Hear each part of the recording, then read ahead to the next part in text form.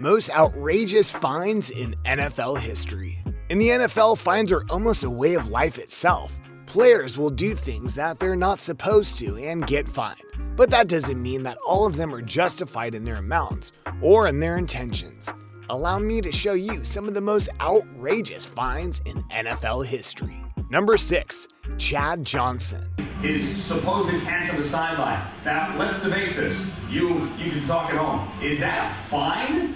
Chad Johnson is by large one of the more colorful people we've ever had in the NFL, mainly because he literally and legally got his name changed to Chad Ochocinco. Because of course he did, his antics went well beyond a name change though, and the NFL was going to make it clear that they weren't joking around. In one case, Chad, while playing for the Cincinnati Bengals, went up to a referee and attempted to bribe him with a $1 bill. No, for real. Now, to everyone watching this, including those on the field, they knew it was just a joke, a Chad being Chad moment. The NFL though? Yeah, they didn't see it that way at all. In fact, they went and fined Johnson $20,000 for the incident, stating that he was violating the rules of unlawful props as well as insulting the integrity of the game, which is actually something his coach said about the situation when interviewed later. Many people will happily note that the NFL is incredibly rigid in terms of some of its rules, but this one? Yeah, that one should have gotten a flag for unsportsmanlike conduct, as they can't take a joke. Number 5. Frank Gore. Frank Gore is a surefire Hall of Famer for all the right reasons. Despite him not having the flashiest of careers in terms of fame, he has been an Iron Man, playing many seasons and continuing to get yards that has put him stats-wise as one of the greatest running backs ever. Considering the abuse running backs get in the NFL, that's impressive, and you'd think that the last thing the NFL would want to fine him for is his socks. Yet, that's exactly what they did. Were his socks flashy? No. Did they have suggestive or inappropriate content? No. The NFL fined him because he played the Super Bowl against the Baltimore Ravens. His socks were too low. I kid you not. How that is a rule is a mystery to me, but the NFL not only fined him for it, they fined him $10,000, which is double the recommended fine for a first-time offense like Gore did here. Gore's response? A double take and wondering if that rule was real.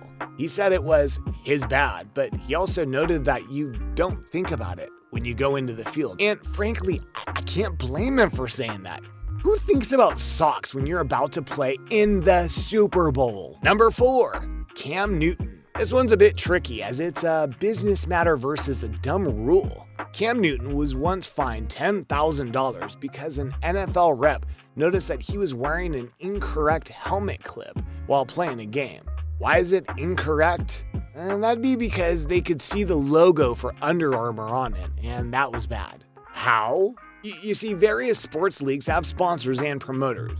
You all know that. But what you might forget is that these leagues sign exclusive deals with certain brands to not just make money but bolster partnerships. So, leagues like the NBA, NFL, MLB, and more only promote certain brands on the field.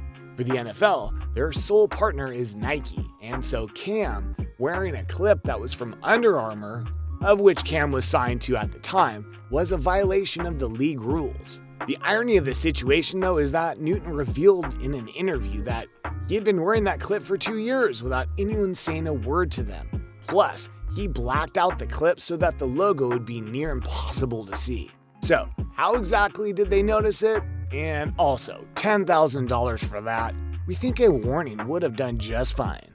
Number 3. Nate Burleson. This is the NFL. These dudes pulling up in Bentleys with spinners on it. And I'm like, in Minnesota. I'm a baby. Here's one that is a more of a combo of events and shows that the moment can get to a guy and that it can cause fines.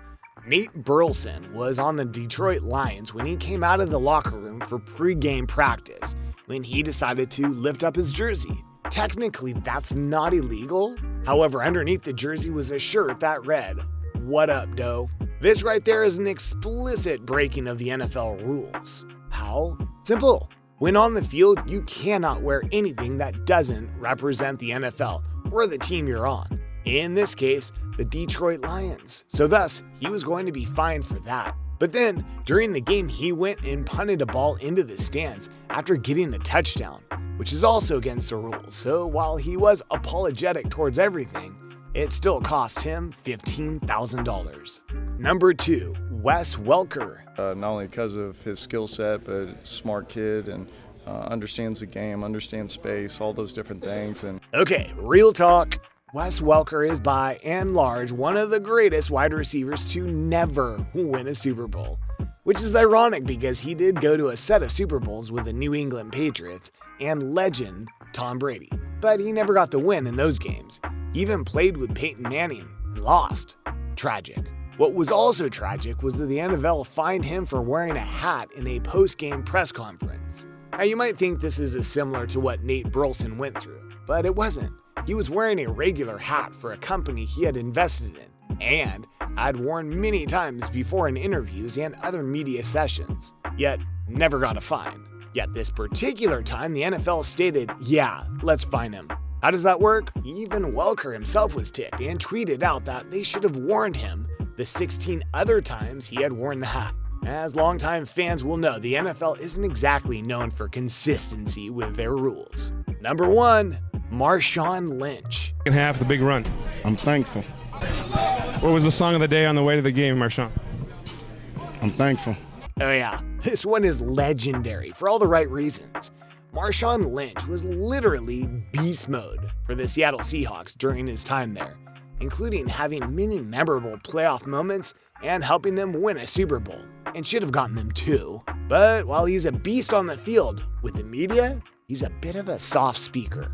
He hates doing interviews, and during a set of seasons, he downright refused to do interviews with the media, including during the build-up to his Super Bowl victory against the Broncos.